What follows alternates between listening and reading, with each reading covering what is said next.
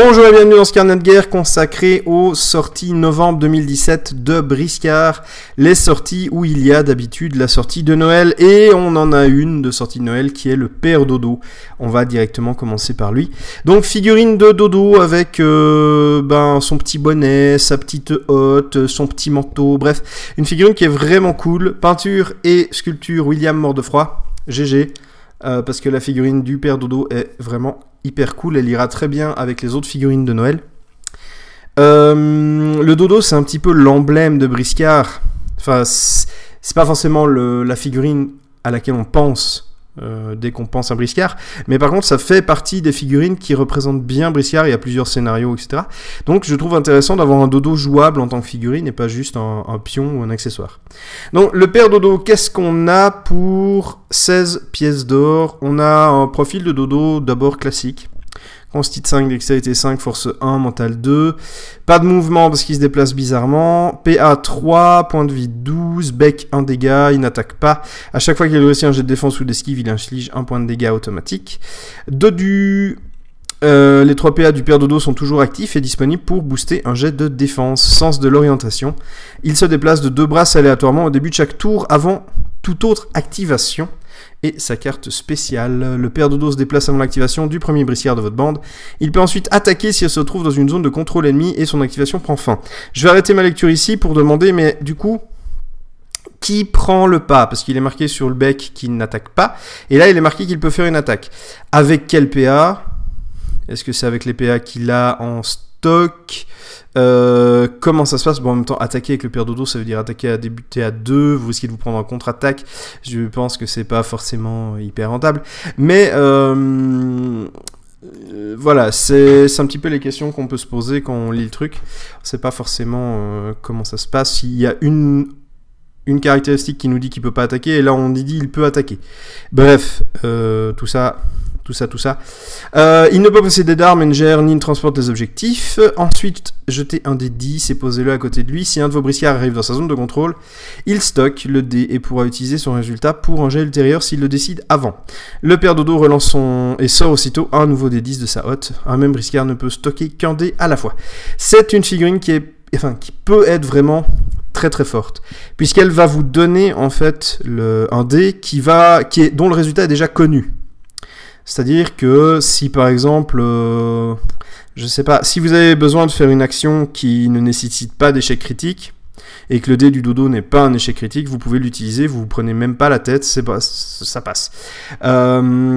Si vous êtes en train de vous dire, ouais, est-ce que je sécurise mon tir pour toucher, il doit quand même faire une esquive, le but c'est pas forcément de faire des dégâts, mais par exemple c'est de le forcer à utiliser ses PA pour défendre, hop, vous pouvez prendre le dé. C'est vraiment quelque chose de plutôt fort. De même très très fort, bien que ce soit assez circonstanciel. De même, si vous avez un dé de Dodo qui vaut 1, et ben c'est dommage, mais en attendant vous pouvez aussi vous dire, bon bah voilà, il a fait une attaque à 48, je vais utiliser l'échec critique qui est le 1 du dé du Dodo pour parce que de toute façon j'arriverai pas, enfin il y a peu de chances que j'arrive à faire ça, et du coup je peux virer ce dé là pour en récupérer un autre.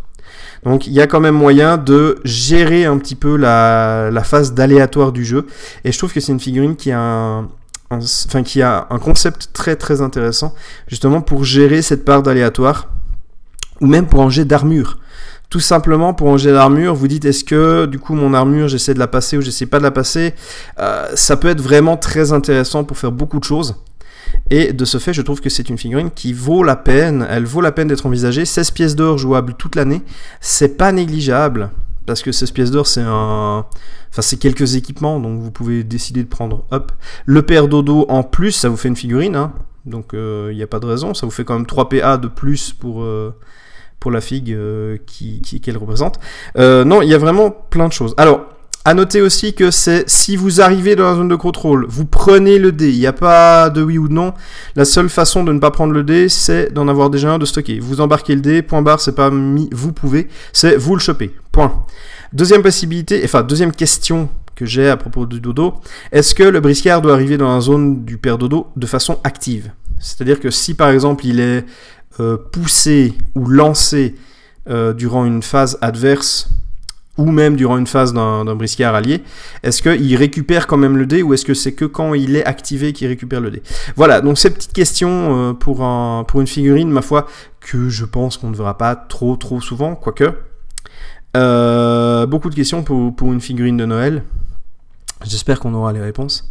Mais en tout cas, je la trouve vraiment sympa. Elle apporte quelque chose que j'aime bien, qui est la gestion de l'aléatoire. C'est très frustrant de se dire « Ah bah merde, j'ai perdu la partie sur un mauvais jet de dés où il m'aurait juste fallu un 2. Et du coup, ben j'ai fait un 1. » Je connais une joueuse tuléenne qui aurait apprécié d'avoir autre chose que des 1 ou des 10 sur ses jets de morale plutôt. Mais bref, ça arrive. Et du coup, ça c'est pour la figurine de Noël. Et on va passer au entre guillemets, sortie habituelle, et c'est du lourd, du très lourd. Big Pongo, Colosse Sundar, magicien également, une figurine absolument superbe, figurine qu'on connaissait déjà au niveau de l'artwork, tout simplement parce que il était dans je ne sais plus quel livre où on le voyait déjà. Figurine de Colosse, car on l'avait vu sur la bannière des Colosses également, aux côtés de Torni et de Rapa, je crois. Donc figurine que j'attendais quand même, parce qu'elle m'avait l'air bien stylée, et je suis pas déçu. Sculpture, peinture, Emmanuel Pontier.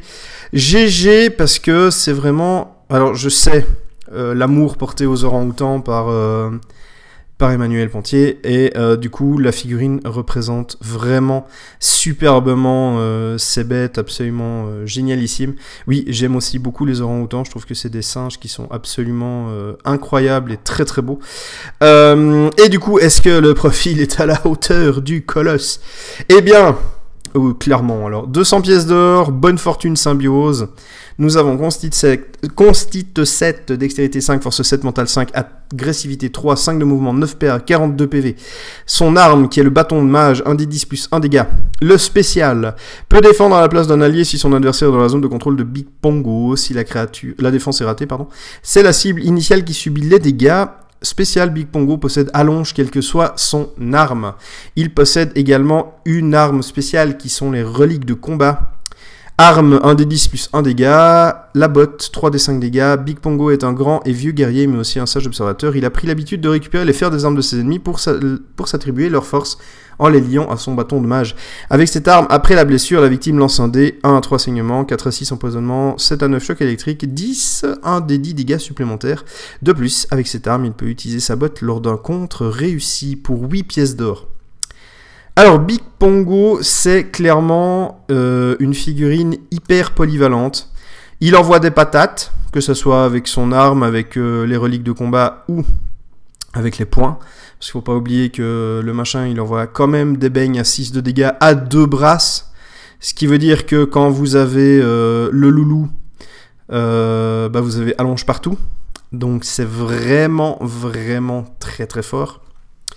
C'est un colosse qui vaut son pesant de cacahuètes, ça fait 208 pièces avec son arme, mais je pense que c'est, je vais pas dire que c'est obligatoire, mais ce serait vraiment dommage de ne pas en profiter. Pour 8 pièces d'or, ça lui donne quand même, ça donne un effet à ses attaques aléatoires qui du coup peut pas vraiment être, comment dire ça, il ne peut pas être prévu par l'adversaire. Il n'y a pas le poison.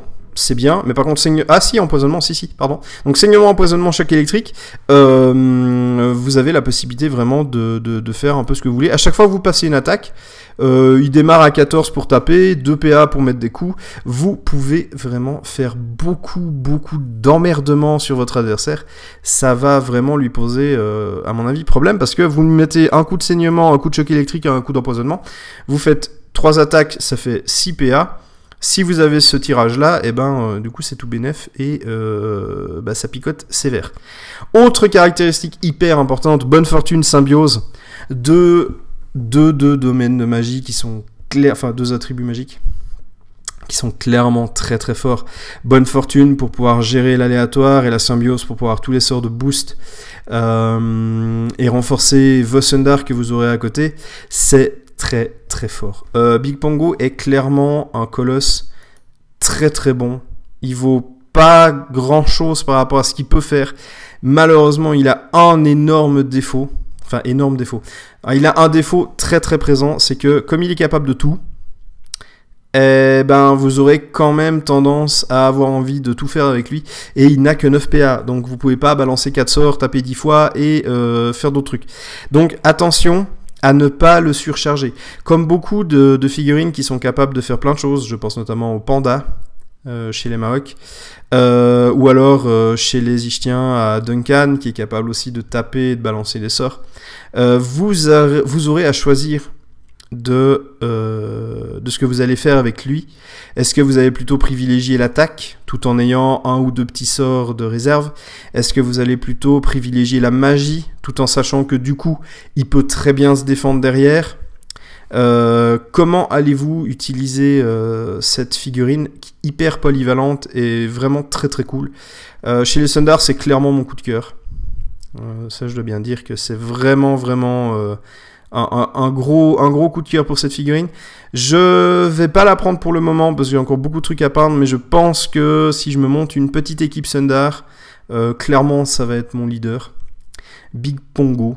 Idée de liste, bah, vous prenez Big Pongo, vous prenez les hommes de main, donc les loups de mer. Vous avez déjà quelque chose de très bien. Et vous prenez Tulip comme tireur. Je pense que vous avez là une liste qui peut vraiment faire du dégât. Alors beaucoup de joueurs Sundar n'apprécient pas particulièrement Tulip parce que, ben, ma foi, oui, il a une petite tête vieillotte. C'est une des premières figurines qui a été sculptée. Mais en attendant, le profil de Tulip est carrément craqué et du coup, il peut vraiment en synergie avec les autres faire beaucoup de dégâts. Je suis très fan de cette figurine. Et j'espère du coup que vous aussi. On va passer à la deuxième figurine de type imposante. C'est la monture tulienne. Et celle-là aussi, je l'attendais avec énormément d'impatience. Du coup, qu'est-ce que ça vaut? Unak et Kivuit. Alors je pense que Kivuit, il y a une subtilité du langage inuit que je ne maîtrise pas, mais c'est pas grave. Figurine que j'attendais depuis un moment puisque le yak, on l'avait vu en dessin dans le livre saison 2 et du coup j'attendais quand même impatiemment de pouvoir voir quelle figurine, quelle tête elle va avoir et je suis clairement pas déçu. Kivuit est vraiment excellent. Sa petite tête quand on le regarde de face un peu toute triste, je suis un yak, je suis mignon, ne me tapez pas, tout ça. Non, elle est vraiment hyper cool. De face également, c'est une figurine qui a une très bonne 3D, une très bonne proportion. Par rapport au Razorback que je trouve vraiment trop mince par rapport à ce qu'il est de profil. J'aime énormément Kivuit, c'est vraiment je pense que c'est ma monture préférée. De ce qui est sorti actuellement, j'aime vraiment ça.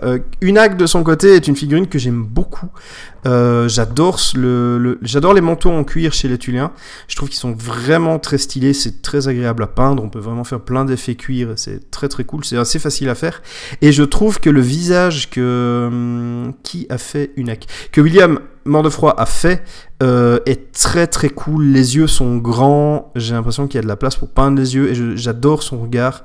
J'aime énormément cette figue, vraiment. Alors du coup, peinture et sculpture d'Unak, c'est William Mort-de-Froid, et sculpture et peinture de Kivuit, c'est Emmanuel Pontier. GG à vous deux pour cette figurine qui est vraiment...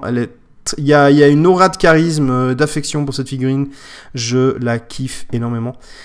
J'ai très hâte de pouvoir la jouer sur une table de jeu. Au niveau du profil, on a un Unak à 100 pièces d'or. Constit 5, dextérité 3, force 5, mental 5, 5 de mouvement, 9 PA, 26 points de vie, une armure à 5 de vie, brais de cuir renforcé, absorbe le premier dégât lors de chaque blessure subie. Il a une quantité astronomique d'armes, c'est-à-dire la hache de pierre à 2 mains, 3 PA, 7 dégâts, les relances ne coûtent qu'un PA avec cette arme, le couteau à dépecer, 3 dégâts, saignement, et 3 javelots en os, 3 PA, allonge, 6 dégâts, saignement, peuvent être lancés à moitié brasse pour 1 des 10 plus 2 dégâts. Il est chef de clan et il a synergie, peut changer d'arme gratuitement pendant le déplacement de sa monture. Alors, qu'est-ce qu'on a pour 100 pièces d'or? On a un chef de clan qui est vraiment très bon. Pourquoi est-ce que je dis très bon? Il n'a pas des caractéristiques qui sont extraordinaires, mais en même temps il coûte un peu moins cher que les autres chefs de clan comme Harvik, Okanek, Nalagak. Et il est très bien en tant que chef de clan puisqu'il n'a pas de limitation. C'est-à-dire que les autres, on peut engager, je crois que c'est 5 membres de clan. Donc vous étiez limité à 5 trappeurs, chasseurs, etc. à mélanger. Là, vous n'avez pas de limitation. C'est un personnage qui va vous inviter à jouer beaucoup de petits et à jouer le surnombre. Et il est fait pour ça. il est vraiment fait pour jouer beaucoup de petits, puisque il va pouvoir apporter ce qu'il faut là où il faut. Par exemple, vous avez 2 ou 3 petits tuiliens sur quelqu'un, il va se mettre derrière avec son javelot, il va donner, grâce à Allonge, des coups. Il va vous spammer le saignement, il va pouvoir spammer aussi avec le couteau à dépecer. Vous avez besoin de faire des dégâts parce que du coup c'est un peu tendu au niveau de certains combats. Il va utiliser la hache à 2 mains. Note aussi sur la figurine à pied, la hache à 2 mains est un petit peu rikiki, mais c'est le seul défaut que je trouve à la figurine. Enfin, quand on regarde les figurines qui ont des haches à 2 mains, c'est Sanasok et comment il s'appelle déjà, Sanasok et le frère des ours là. Kanek? Non, c'est pas Kanek. Je sais plus son nom. Bref, c'est quand même des haches qui sont hyper imposantes. Là, elle est un peu rikiki, mais c'est pas grave. C'était juste pour pinailler. Donc vraiment, on a un chef de clan qui est très très bien. Qui va coûter justement pas cher pour pouvoir mettre vraiment plein de petits à côté. Et du coup, vous allez pouvoir faire des listes hyper populeuses en respectant toujours les limitations des limitations qui sont propres aux chasseurs et aux trappeurs, mais en attendant vous allez vraiment pouvoir jouer quelque chose de... ça va être très intéressant de voir les listes qui vont être sorties avec lui, puisque c'est un personnage à mon avis qui va être vraiment très agréable à jouer, peut-être un peu préféré aux autres quand vous aurez besoin de points, puisque vous allez quand même économiser un certain nombre de points par rapport à Okanek, à Nalagak, qui sont quand même des chefs de clan qui valent leur pesant de cacahuètes. Et du coup, même s'il va pas apporter une force de frappe aussi imposante et aussi impressionnante, bah il va quand même faire son taf et il va aller là où il faut. Ça, c'est sans compter la monture, puisque avec la monture, on va encore avoir une autre forme de perso, et du coup, ça va donner un autre style de jeu. Je pense de son côté que il a un petit défaut aussi, c'est son armure, je trouve. Ces armures-là sont bien, mais je trouve que c'est dommage parce que vous lui mettez 5 attaques, et du coup vous n'avez pas de dé à lancer, et il va absorber 1 dégât. J'aime bien les armures où il faut lancer le dé, parce que si vous faites un 10, bah du coup vous enlevez tous les dégâts. Bon, si vous faites un 1, vous enlevez rien, mais c'est pas grave. Du coup, j'aurais peut-être tendance à avoir envie de lui changer son armure, pour lui mettre par exemple une armure intermédiaire, c'est pas l'armure de cuir, je sais plus quel est le nom exact de l'armure, mais pour lui mettre une autre armure, mais ça augmenterait son prix, et du coup ça dépend si vous avez des points ou pas derrière, à voir. Par contre maintenant avec Kivyut, qui est la monture à 115 points, vous avez une figurine qui est complètement nouvelle et qui du coup va changer absolument la donne, puisque les montures c'est un peu particulier. Alors Kivyut, on connaît le profil, consti 6, dextérité 3, force 5, mental 2, agressivité 4, et c'est beaucoup, 5 de mouvement, 7 PA, 30 points de vie, il a une armure naturelle, le yak c'est 1, 7, enfin moins 1, 7, moins 2, 6 points de vie, le coup de corne, 3 PA, 1 des 5 plus 2 dégâts, en cas de réussite critique, la victime est assommée, la peau d'Auroch ignore les effets du saignement, fuck that, peut être mis en frénésie en dépensant 1 PA du cavalier, et surtout il a de l'équipement, il a un cataplasme aviatique et du rhum, et ça en fait une monture hyper cool. Alors déjà, une petite question, on est d'accord que les équipements cataplasme aviatique et rhum, si le personnage se trouve sur le yak, donc si Unax se trouve sur le yak, il peut utiliser cet équipement, hein, on est d'accord pour ça, ou pas? Je sais pas, c'est la question que je me posais. Ensuite, peut être mis en frénésie en dépensant 1 PA du cavalier. Ça va vraiment être plutôt violent, puisque vous pouvez décider de le balancer au milieu des troupes adverses, et du coup, il va vraiment faire très mal. Ne pas oublier que l'agressivité se rajoute à certains dégâts que vous faites. Je me demande si en frénésie, il rajoute pas l'agressivité partout. Non, c'est pas vrai. Il rajoute l'agressivité au premier dégât suite à une charge. Donc, n'hésitez pas à taper avec Kivyut, parce que vous allez vraiment... Vous chargez, vous tapez le guignol, il fait 1 des 5 plus 6 dégâts, ça va déjà clairement faire mal. Il est assez résistant grâce à son armure, il a pas mal de PV, et surtout, eh bien, vous pouvez changer d'arme gratuitement avec une hack du coup, mais vous pouvez aussi utiliser tous ces PA pour taper. Donc c'est-à-dire que comparé à beaucoup de Tuiliens qui possèdent la hache à 2 mains, il va pouvoir faire 3 attaques avec la hache à 2 mains, puisqu'il aura 9 PA à disposition. Il va pouvoir faire 3 attaques de javelot, si besoin est, ou alors il va pouvoir faire 3 attaques de couteau à dépecer, enfin plus d'attaques de couteau à dépecer, 4 attaques de couteau à dépecer. Il y a vraiment moyen de faire beaucoup de choses avec cette monture qui est vraiment excellente. Je la trouve vraiment très cool. Je la trouve vraiment impressionnante. Bref, c'est vraiment une monture qui me fait beaucoup d'effets. J'aime énormément ce qu'elle propose, ce qu'elle a à disposition. Je pense que ça va être un must. À mon avis, on n'aura pas le colosse avant un moment. Torny est clairement un colosse hyper fort. Et du coup, si lui il sort, ça va peut-être un petit peu déséquilibrer le jeu. On verra bien qu'est-ce qu'il en est dans le futur. Par contre, je pense que Unac et Kivit vont être hyper intéressants à jouer à 500 points en Tuléen. Ça va être très fort parce que vous allez pouvoir avoir ces deux-là justement en une figurine de cavalerie, ainsi que beaucoup de petits à côté pour gérer, pour vous apporter un surnombre de votre côté, mais également pour pouvoir tanker. C'est-à-dire que si vous sentez qu'il y a un flanc qui est un petit peu plus tendu, vous mettez plusieurs petits qui vont se faire massacrer, mais l'important c'est de gagner du temps. Et avec l'autre côté, vous profitez pour rouler sur l'adversaire et ensuite revenir sur le côté que vous avez senti un petit peu plus difficile. Avec les saignements que vous aurez mis, et s'il n'a pas forcément des soins, vous allez très bien pouvoir gérer l'adversaire, ainsi que les scénarios et diverses autres choses. Non, c'est vraiment une figurine qui va apporter beaucoup de nouveautés chez les Tuléens. Ça fait du bien d'avoir une figurine imposante chez eux. Ils en avaient, je ne vais pas dire qu'ils en avaient besoin, parce que c'est pas vrai, mais en tout cas, ça fait plaisir. Ça va amener du changement dans les listes. On va pouvoir avoir justement une figurine imposante pour en profiter. Et du coup, c'est que du bénéf.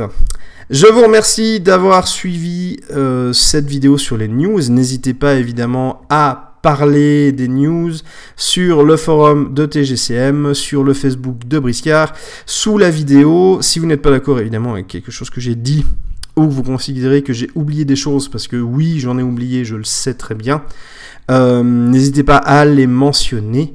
Et d'ici à la prochaine vidéo, eh bien, que les dés soient avec vous.